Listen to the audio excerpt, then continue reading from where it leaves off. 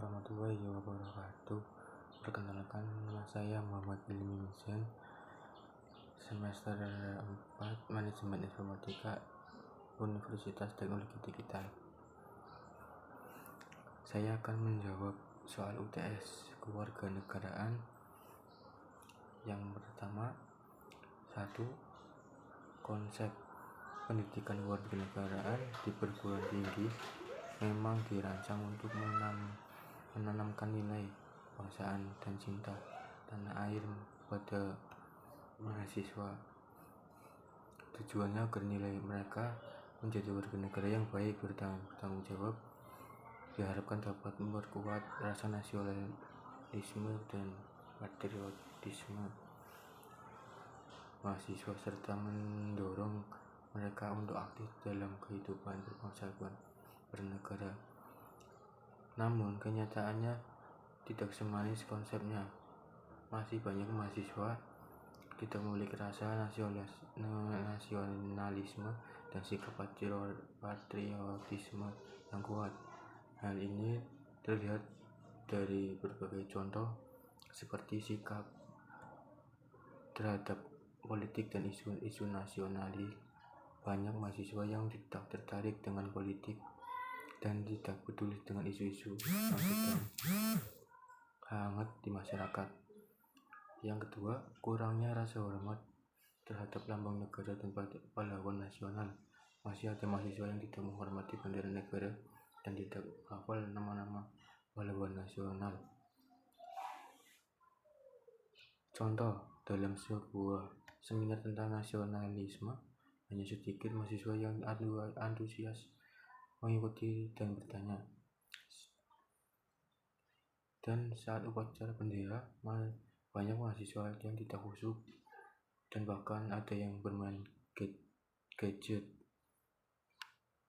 Kesimpulannya, pendidikan kewarganegaraan di perguruan tinggi masih memiliki banyak kekurangan, namun upaya bersama dari semua pihak diharapkan masalah ini dapat diatasi dan mahasiswa dapat menjadi generasi penerus bangsa yang memiliki rasa nasionalisme dan patriotisme yang tinggi.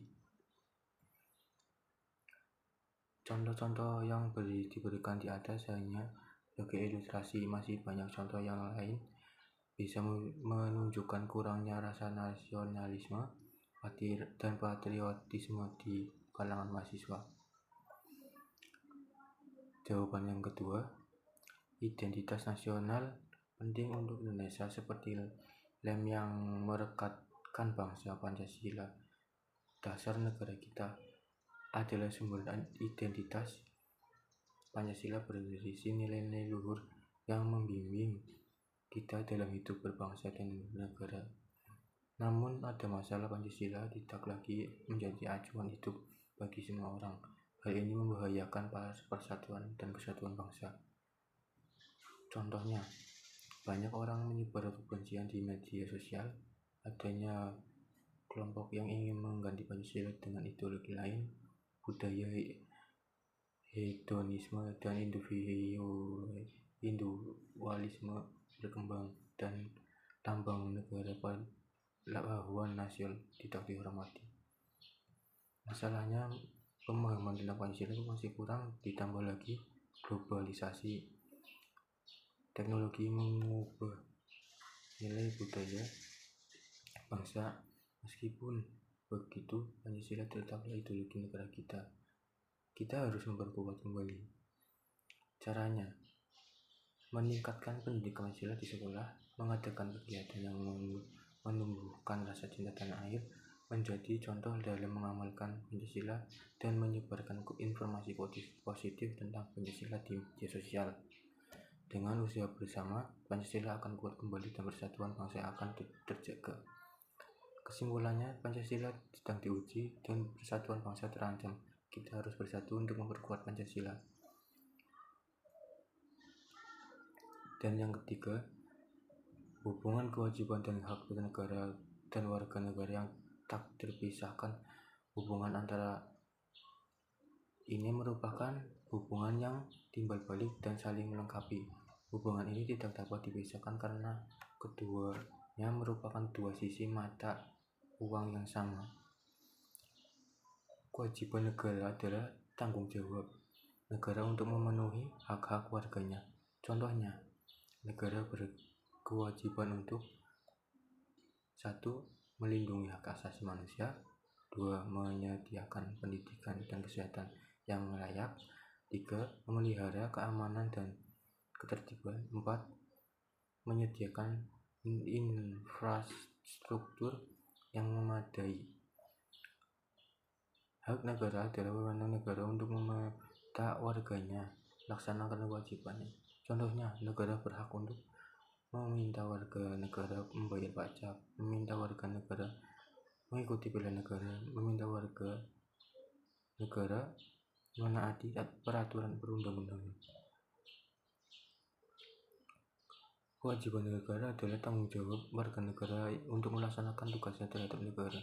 Contohnya, warga negara berkewajiban untuk setia kepada negara, menjaga keutuhan wilayah negara, membela negara dan serangan luar negara, mentaati peraturan perundang-undangan, membayar pajak. Jika tidak memenuhi hubungan timbal balik ini penting untuk menciptakan negara yang stabil, aman, sejahtera.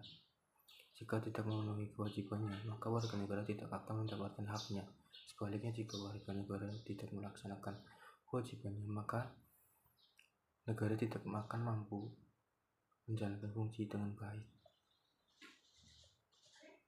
Contoh, negara berkewajiban untuk menyediakan pendidikan yang layak bagi warganya. Warga negara berkewajiban untuk membayar pajak. Pajak yang dibayarkan oleh warga negara digunakan untuk membiayai pendidikan. Kesimpulannya, hubungan antara kewajiban dan hak negara warga negara merupakan hubungan yang timbal balik dan saling melengkapi. Hubungan ini tidak dapat dipisahkan karena keduanya merupakan dua sisi mata uang yang sama. Dan yang keempat, konsep konstitusi dan perlindungan HAM.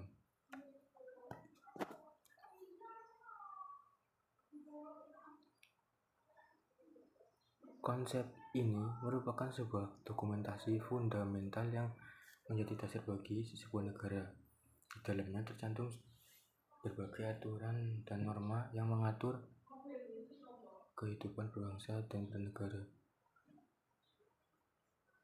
Termasuk di dalamnya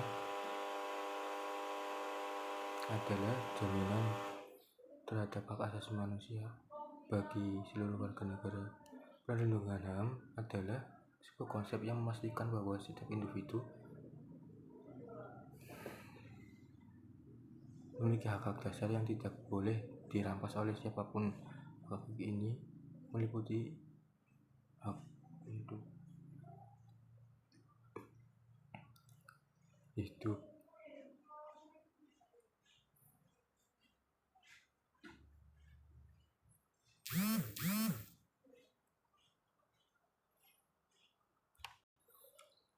hak untuk merdeka, hak untuk mendapatkan pendidikan, dan hak lainnya yang fundamental bagi kehidupan manusia. Kasus pelanggaran HAM terhadap hak pendidikan anak, meskipun konstitusi telah menjamin hak atas pendidikan bagi setiap anak, namun dalam kenyataan masih banyak kasus pelanggaran HAM yang terjadi terhadap hak ini. Contohnya, masih banyak anak yang tidak memiliki akses pendidikan karena faktor kemiskinan, lokasi tempat tinggal, dan yang terpenting